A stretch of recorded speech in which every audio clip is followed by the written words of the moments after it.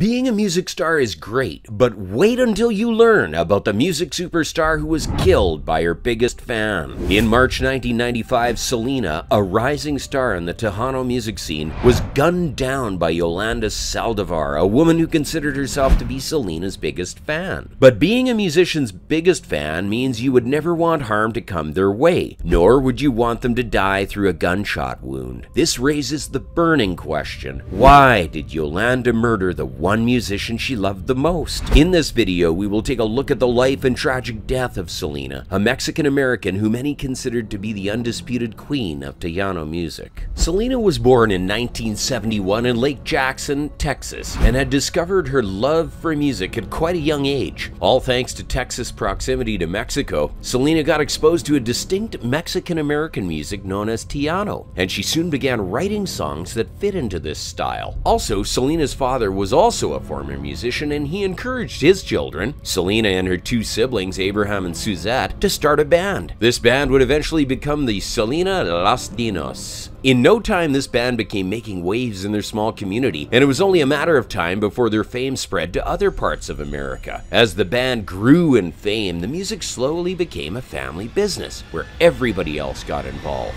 In the 1980s, as the band became popular, so did Selena, but several parts of the Mexican communities didn't like this. The Tejano was a male-dominated music genre. How could a woman be doing so well at it? Despite the criticism, in 1987, Selena won the Tejano Music Award for Female Vocalist of the Year, an award she would then receive for the next 9 times. She also released an album in 1992 which immediately appeared as a #1 on the US Billboard Regional Mexican Albums chart. After she won a Grammy in 1994, it became clear that Selena was an artist made for the stars. Before this, she had also sold out a show of 60,000 people, and many predicted she was on her way to being like Madonna. But in 1995, barely a year after her first Grammy, tragedy struck hard. Yolanda Saldivar was a young woman who was in love with Selena and her music. And to show just how much she loved her, she started a fan club for the singer, a factor which would cause Selena to notice Yolanda. Since Selena trusted her so much, it didn't take long before they became close friends, with Yolanda becoming a part of Selena's inner circle. In fact, Selena gave Yolanda a key to her home and called her Mom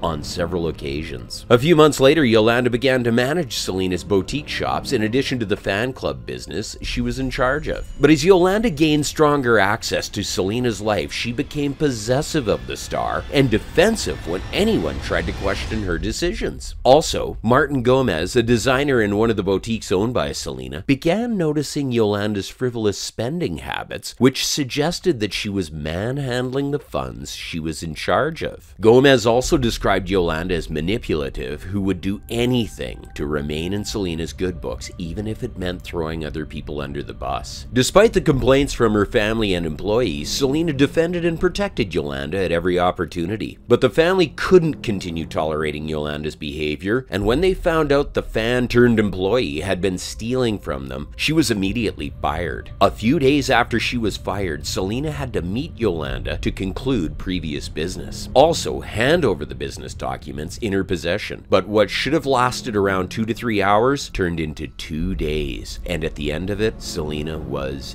dead. At the motel where they met, an argument ensued, but before anyone could check on the situation, a shot rang out, and a staggering Selena rushed out of the room, a bullet in her back. The music star was able to reach the lobby of the motel, where she collapsed in a pool of her own blood. Unfortunately, just before she died, Selena muttered the words, "Yolanda Saldivar in room 158, exposing her killer." At the time of her death, she was 23, only 2 weeks away from her 24th birthday. Yolanda, on the other hand, remained at the motel room and held the police in a standoff for 9 hours. Here she cried, fought back, and threatened to kill herself before she finally surrendered to the police. Yolanda was eventually sentenced to life in prison in 1995, and she would be eligible for parole in 2025 after spending 30 years behind bars. But despite the facts of the murder case, Yolanda has maintained her innocence, saying she wanted to kill herself, but the gun had gone off at the wrong time, in the wrong direction, killing innocent Selena. Till today, Selena's death is still considered a tragic loss for the music industry, as many still imagine how big she could have become. A biographical musical drama based on Selena was released in 1997, and Jennifer Lopez played the role of Selena, offering a young Lopez her breakout role in the industry. Interestingly, 25 years after the movie's release, Jennifer Lopez pays homage to the musical icon in her documentary titled Halftime. Do you think Yolanda was saying the truth about the murder being an accident, or do you think this was nothing but premeditated murder? Share your thoughts with us in the comments section. Thanks for watching.